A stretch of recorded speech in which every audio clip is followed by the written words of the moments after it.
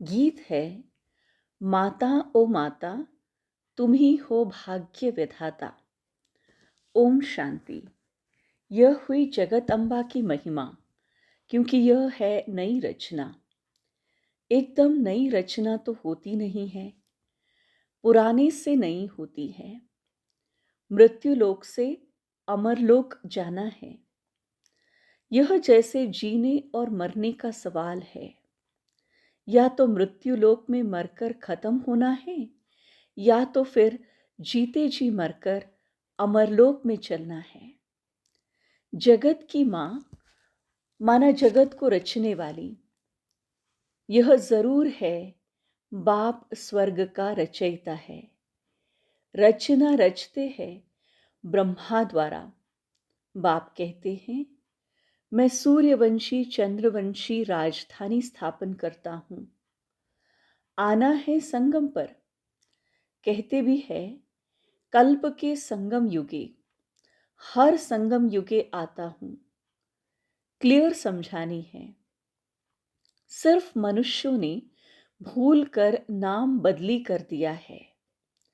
सर्वव्यापी का ज्ञान जो सुनाते हैं, उसमें पूछना पड़ता है, यह किसने कहा, कब कहा, कहाँ लिखा हुआ है। अच्छा, गीता का भगवान कौन है जो ऐसे कहते हैं? श्री कृष्ण तो देहधारी है, वह तो सर्वव्यापी हो नहीं सकता। श्री कृष्ण का नाम बदल जाए तो बात आ जाती है बाप पर। बाप को तो वर्षा देना है। कहते हैं, मैं राजयोग सिखाता हूं। सूर्यवंशी चंद्रवंशी का वर्षा देने, नहीं तो 21 जन्म का वर्षा उन्हें किसने दिया? लिखा हुआ भी है, ब्रह्मा मुख से ब्राह्मण रचे। फिर ब्राह्मणों को बैठकर नॉलेज सुनाते हैं, सृष्टि के आदि मध्य अंत की। तो जो नॉलेज देने वाला है, वह जरूर चित्र भी बनाएंगे समझाने के लिए। वास्तव में इसमें कोई लिखने पढ़ने की बात नहीं है, परंतु यह सहज कर समझाने के लिए चित्र बनाए हुए हैं। इनमें बहुत कम हो सकता है। तो जगत अम्बा की भी महिमा है। शिव शक्ति की भी महिमा की जाती है। शक्ति जिससे मिलती है, वर्ल्ड ऑलमाइटी बाप से। वर्ल्ड ऑलमाइटी अथॉरिटी, यह अक्षर भी महिमा में देना पड़े। अथॉरिटी माना जो भी शास्त्रों आदि की नॉलेज है, वह सब जानते हैं। अथॉरिटी है समझाने की। ब्रह्मा के हाथ में शास्त्र भी दिखाते हैं और कहते हैं, ब्रह्मा मुख कमल द्वारा सभी वेद शास्त्रों का राज समझाते हैं। तो अथॉरिटी हुई ना। तुम बच्चों को सभी वेद शास्त्रों का राज समझाते हैं। दुनिया नहीं जानती कि धर्म शास्त्र किसको कहा जाता है। कहा भी जाता है 4 धर्म, उनमें भी एक धर्म है मुख्य। यह है फाउंडेशन। बनियान ट्री का मिसाल भी दिया जाता है। इनका फाउंडेशन सड़ गया है, बाकी टाल टालियां खड़ी है। यह मिसाल है। दुनिया में झाड़ तो बहुत है। सतयुग में भी झाड़ तो होंगे ना, करके जंगल नहीं, बगीचे होंगे। काम की चीजों के लिए जंगल भी होंगे। लकड़ा आदि तो चाहिए ना। जंगल में भी पशु पक्षी बहुत रहते हैं, परंतु वहां सब चीजें अच्छी फलदायी होती है। पशु पंछी भी शोभा है, परंतु गंध करने वाले नहीं होंगे। यह पशु पंछी ब्यूटी तो चाहिए ना। सृष्टि ही सतो प्रधान है, तो सब चीजें सतो प्रधान होती है। बहिष्ठ तो फिर क्या पहली पहली मुख्य बात है, बाप से वर्षा लेना है। चित्र बनते रहते हैं, उनमें भी लिखना है, ब्रह्मा द्वारा स्थापना, विष्णु द्वारा पालना और शंकर द्वारा विनाश। यह अक्षर मनुष्य समझते नहीं हैं, इसलिए विष्णु के दो रूप लक्ष्मी नारायण है पालना करने वाले, यह तो समझते हैं। कोटों में कोई ही समझेंगे। फिर यह लिखा है, आश्चर्यवत सुनंती कथंती और भागंती हो जाते, नंबरवार पुरुषार्थ अनुसार अपना पद प्राप्त करते हैं। कहाँ न कहाँ यह बातें लिखी हुई है। भगवान उवाच अक्षर भी ठीक है। भगवान की बायोग्राफी अगर बिगड़ जाए तो सब शास्त्र खंडन हो जाए। देखने में आता है बाप दिन प्रतिदिन अच्छी अच्छी पॉइंट्स देते रहते हैं। पहले पहले तो निश्चय करना है कि भगवान ज्ञान का सागर है, मनुष्य सृष्टि का बीज रूप है। चैतन्य बीज की नॉलेज किसको होगी? जरूर झाड़ की होगी। तो बाप आकर नॉलेज समझाते हैं ब्रह्मा द्वारा। ब्रह्मा कुमार कुमारिया नाम अच्छा है। प्रजापिता ब्रह्मा के कुमार कुमारिया तो ढेर है, इसमें अंधश्रद्धा की कोई बात नहीं। यह तो रचना है ना। बाबा मम्मा अथवा तुम मात पिता सब कहते हैं। जगत अम्बा सरस्वती है ब्रह्मा की बेटी। यह तो प्रैक्टिकल में बीके है। कल्प पहले भी ब्रह्मा द्वारा नई सृष्टि रची थी। अब फिर जरूर ब्रह्मा द्वारा ही रचना होगी। सृष्टि के आदि मध्य अंत का राज बाप ही समझाते हैं, इसलिए इनको नॉलेजफुल कहा जाता है। बीज में जरूर पूरे वृक्ष की नॉलेज होगी। उनकी रचना चैतन्य मनुष्य सृष्टि है। बाप राजयोग भी सिखलाते हैं। परमपिता परमात्मा ब्रह्मा द्वारा ब्राह्मणों को बैठ सिखलाते हैं, तो ब्राह्मण फिर देवता बनते हैं। सुनने समय मजा तो बहुत आता है, परंतु देह अभिमान के कारण धारणा नहीं होती है। यहां से बाहर गए खलास। अनेक प्रकार का देह अभिमान है, इसमें बड़ी मेहनत चाहिए। बाप कहते हैं, नींद को जीतने वाले बनो, देह अभिमान छोड़ो, देही अभिमानी बनो। रात को जागकर याद करना है, क्योंकि तुम्हारे सिर पर जन्म जन्मांतर के विकर्मों का बोझा बहुत है, जो तुम धारणा करने नहीं देता। कर्म ऐसे किए हुए हैं, इस कारण देही अभिमानी नहीं बनते हैं। गपोड़े बहुत मारते हैं। बड़े गपोड़े का चार्ट लिखकर भेजते हैं कि हम 75% याद में रहते हैं, परंतु बाबा कहते हैं इम्पॉसिबल है। सबसे आगे चलने वाला खुद कहता है, कितनी भी कोशिश करता हूं याद करने की, परंतु माया भुला देती है। सच्चा चार्ट लिखना चाहिए। बाबा भी बतलाते हैं ना, तो बच्चों को भी फॉलो फादर करना चाहिए। फॉलो नहीं करते हैं तो चार्ट भी नहीं भेजते हैं। पुरुषार्थ के लिए समय मिला हुआ है। यह धारणा कोई मासी का घर नहीं, इसमें थकना नहीं होता है। कोई समझने में टाइम लेते हैं, आज नहीं तो कल समझ लेंगे। बाबा ने कह दिया कि जो देवी देवता धर्म का होगा और धर्म में कन्वर्ट हो गया होगा, तो वह आएगा। एक दिन अफ्रीकन्स आदि भी कॉन्फ्रेंस करेंगे, भारत खंड में आते रहेंगे। आगे भी आते नहीं थे, अभी सभी बड़े बड़े आते रहते हैं। जर्मनी का प्रिंस आदि यह सब कभी बाहर निकलते नहीं थे। नेपाल का जो किंग था, उसने कभी रेल नहीं देखी थी। अपनी हद से बाहर कहाँ जाने का हुक्म नहीं था। पोप कभी बाहर नहीं निकला था। अभी आया हुआ है, आएंगे सब, क्योंकि यह भारत सभी धर्म वालों का बहुत बड़े से बड़ा तीर्थ है। इसलिए यह एडवर्टाइज जोर से निकालनी होगी। तुमको सब धर्म वालों को बतलाना है, निमंत्रण देना है। ज्ञान फिर भी वही उठाएंगे जो देवी देवता धर्म वाले कर्मण कन्वर्ट हो गए हैं। इसमें समझ चाहिए। अगर समझे तो शंख ध्वनि जरूर करे। हम ब्राह्मण हैं ना, हमको गीता ही सुनानी है।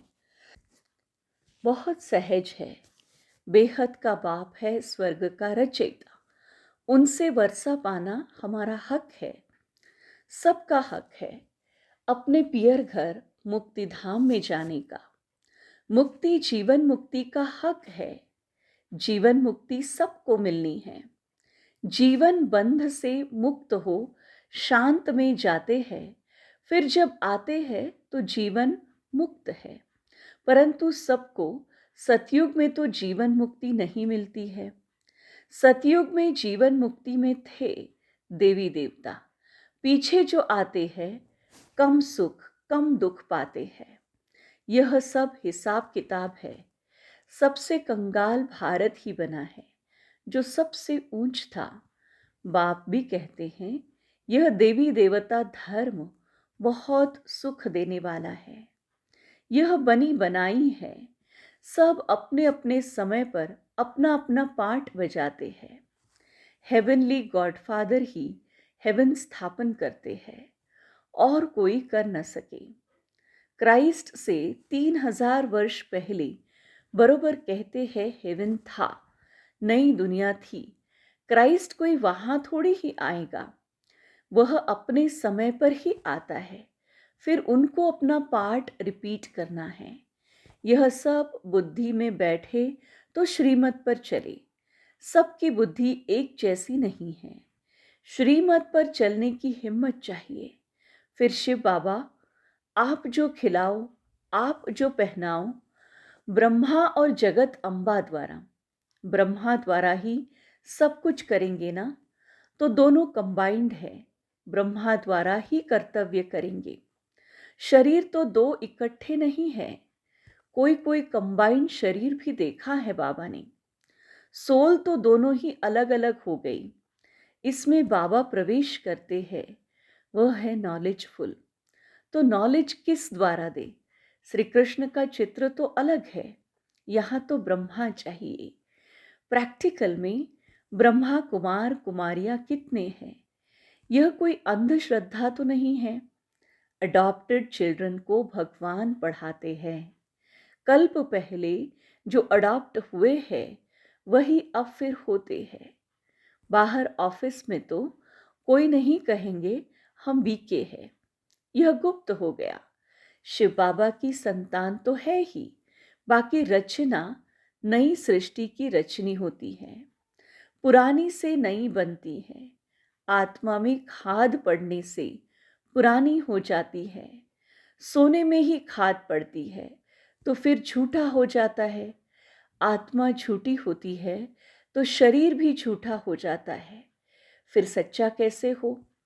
झूठी चीज को आग में डालते हैं पवित्र करने के लिए, तो कितना बड़ा विनाश होता है। यह त्योहार आदि भी सब भारत के हैं। यह किसके और कब है कोई जानते नहीं। नॉलेज बहुत कम उठा सकते हैं। पिछाड़ी में करके राजाई मिली, उससे क्या हुआ? बहुत थोड़ा सुख हुआ ना। दुख तो आहिस्ते आहिस्ते शुरू हो जाता है। इसलिए अच्छी रीति पुरुषार्थ करना चाहिए। कितने नए बच्चे तीखे हो गए हैं, पुराने अटेंशन नहीं देते हैं। देह अभिमान बहुत है। सर्विस करने वाला ही दिल पर चढ़ेगा। कहा जाता है ना, अंदर एक बाहर दूसरा। बाबा अंदर से प्यार अच्छे अच्छे बच्चों को करेंगे। कोई बाहर से अच्छे अंदर से खराब होते हैं। कोई सर्विस नहीं करते हैं, अंधों की लाठी नहीं बनते। अभी अभी मरने जीने का सवाल है। अमरपुरी में ऊंच पद पाना है। मालूम पड़ता है किस किस ने कल्प पहले पुरुषार्थ कर ऊंच पद पाया है। यह सब देखने में आता है। जितना जितना देही अभिमानी बनेंगे उतना सेफ्टी से चलते रहेंगे। देह अभिमान हरा देता है। बाप कहेंगे श्रीमत पर तो जितना रूहानी सर्विस में चलो उतना अच्छा है। सबको बाबा समझाते हैं। चित्रों पर समझाना बहुत सहज है।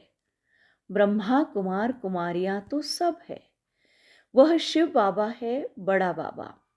फिर नई सृष्टि रचते हैं। गाते भी है, मनुष्य से देवता किए करत न लागी वार। सिख धर्म वाले भी उस भगवान की महिमा करते हैं। गुरु नानक के अक्षर बहुत अच्छे हैं। जब साहिब को तो सुख मिलेगा ही। यह है तंत्र, यह है सार। सच्चे साहिब को याद करेंगे तो सुख पाएंगे, अर्थात वर्षा मिलेगा। मानते तो है एक ओंकार। आत्मा को कोई काल नहीं खा सकता। आत्मा मैली होती है, बाकी विनाश नहीं होती, इसलिए अकाल मूर्त कहते हैं। बाप समझाते हैं, मैं अकाल मूर्त हूं, तो आत्माएं भी अविनाशी है। हाँ, बाकी पुनर्जन्म में आती है।